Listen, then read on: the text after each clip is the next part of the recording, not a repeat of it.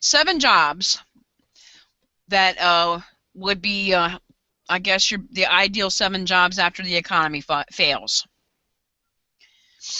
So if the economy fails, therefore you're not going to get paid in money. I would think maybe barter system type deal. So like if you're a fabricator of some kind, at least until we can figure up some type of structure of payment, because our economy failed, we're not going to have money to move around. You're going to have your whatever you produce to move around as to make your economy strong, as they did way back in the day. So if you're a fabricator, blacksmith, bushcrafter, what else? I mean, what do you guys think? Farmers. Farmers, alcohol, Farmer would be good. transportation, undertakers, doctors, possibly welders. Renewable energy. 7.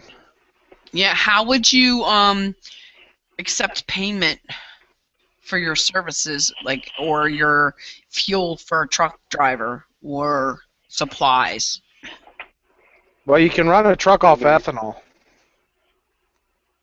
So you steal your stuff.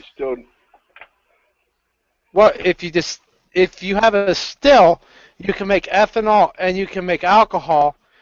The alcohol can be used in trade. The ethanol part of it can be used for powering a motor vehicle. All you need is some animal fat, I believe, to mix in with it. It's a short-term thing. It won't work long-term because it'll clog the ejectors, but it will work temporarily. Well, back in the day, they used to make gasoline, which was probably out of corn, and they used to sell it when you had the gas problems back in the 70s. Right, because you make it like an alcohol. They used to make it and sell it. Well, if you're in an economy part of time where the economy has crashed and you don't have the cash flow, you're not going to be selling stuff. You're probably going to be bartering. Well, you'll trade it, but still you can make it out of corn. It depends on how the collapse comes. If the collapse is $1, it's going to end up with gold or silver or another currency. It'll be rather quick. If it's just a slow economic collapse, jobs will go down, but people will still have jobs, just not as many people. Not as many people what? Will have jobs. Well, okay. For I was going instance, to say, where they just disappear, they go up in a little, aliens take them away? I mean... We only have one example of this, thieves. And it was the Weimar Republic. A cup of coffee one day cost $3. 30 minutes later, it costs 30. 30 minutes later, it costs 90. Because the German economy was collapsing. And then what happened is we ended up in a world war. Because Germany blamed Jews and blamed their neighbors and started taking over Europe. Well, as we see it right now in 2016, we're noticing the prices of things are just skyrocketing. Prices of food, gas has come down, but food's going up. I saw an article where broccoli was $1.43 1 minute, and now it's up to $3.49. That was a huge jump overnight. Was that in the U.S. or was that Canada? Canada. Okay, Canada's economy is like the Russian economy. It is based a lot on oil. As oil goes down, the value of their dollar goes down.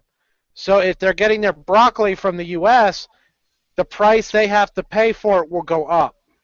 Right. Well, it works in our country too, with different scenarios.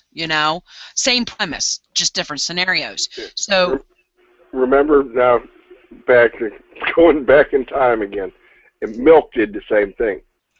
Milk was like cheap as dirt, and next you know it's $3 a gallon. You know what I mean? Yeah, milk's normally the first one that does it, because it's dependent on on the fuel. It's dependent on the farmers. Homogenizing process, because it's got to leave from the farmer to the plant to be homogenized and then shipped back out to the whatever from the processing to the stores. So it's being shipped a couple of times, so that's going to be costly. Exactly. You got transportation, both sides. So You have the same thing going with beef and chickens and stuff like that. the thing with beef, though, goes to a processor, and then because not everybody has butcher shops in their stores anymore. The thing with beef is as the price of corn and feed go up, the price of beef goes down because farmers start flooding the market with it. It becomes less profitable to keep the cows. That makes sense. Yeah, it's true. My stepdad was a butcher. Now, once the glut is off the market, you see the price of beef goes through the roof. But it could take 6 months for that to happen. And of course, none of that stuff's safe to eat anymore. Right, because of all the chemicals they pack in there. Well, you try to find a local butcher. So, homesteading would be a good thing for that, for one of those jobs is, to be a homesteader. If you have eggs, egg-laying hens, you're raising your own beef or whatever like that. I mean, that's probably another decent, farmer, as I think Radar said, farming, that homesteading, farming, kind of sort of the same thing. Well, food production. Yeah, produce, whatnot, not just your meat, but also your produce and stuff. You're also your wool, that'd probably be another big deal because that and cotton for clothing and that kind of stuff. I mean, I would imagine. I keep getting confused, thinking, okay, you have an economy crash, it doesn't mean that you're back into the Stone Age and you have, no lights or nothing, no heat, no air, but it can be too, because you can be poor real fast and have to rely on barter systems and trades and, the way they went about it before they had, a major structure of currency and whatnot. So it's always good to have a trade under your belt regardless. I mean, you never know if the bottom ever did fall out, which, I mean, we can't keep going the way we are. We can't keep raising the debt ceiling. We can't just keep, 19,000 million trillion, in debt. You just can't keep going. Eventually, the bottom's going to fall out of that. So you have to be prepared for it, and that's either not only prepping and supplying yourself now so that when it happens, at least you have a few months of reserves, and to be able to have a trade so that, you can either produce wares of some sort, whether it be produce, meat, or some type of object, like, maybe you could be a blacksmith and fabricate your own knives or something, that kind of stuff. Have some type of trade under carpenter, so that you can trade your service for something that they might have that you need for yourself or your family, whether it be food or something to apply to your shelter or to keep your kids warm or what have you. Well, one thing that none of y'all brought up, well, Gunning kind of did, but didn't really stay on it, and that is security. Like, we're talking about for your blackouts and this and that, for having firearms. Well, another big one in a economic collapse is security for either other people or yourself.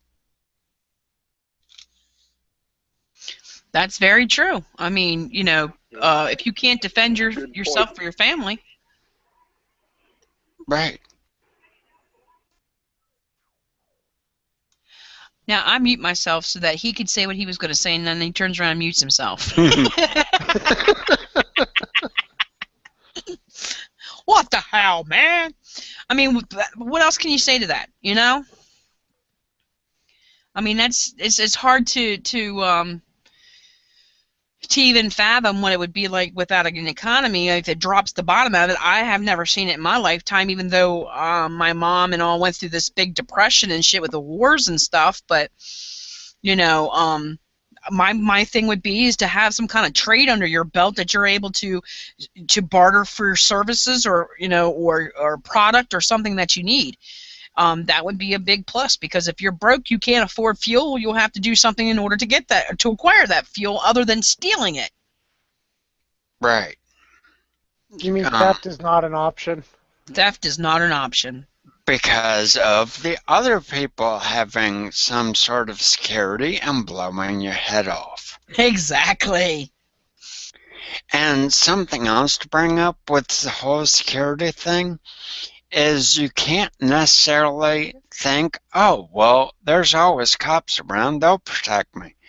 Well, the economy just collapsed, and possibly your municipality no longer has the money to pay these cops money to do basically public service.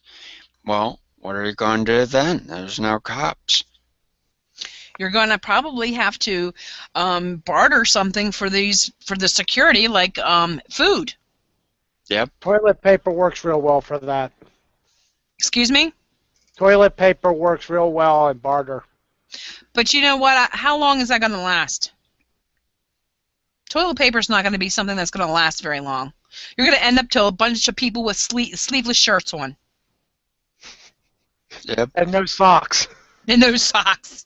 Well, what can you say to it, really? You know? I mean, that's pretty much all you can do it. Prepare again with your food and your water so that you have that on hand to give you that extra time to be able to come up with, you know, if you're a carpenter, to make something for someone and use it for barter. It's basically a lot of bartering going on, whether it's with an inanimate object, or it's with food, or your services. Basically, that's those three things. You're going to be bartering something in order to get something that your family or yourself needs. And remember, everyone, it wasn't raining when Noah built that ark, so prepare today to survive tomorrow. Y'all have a good night. Night.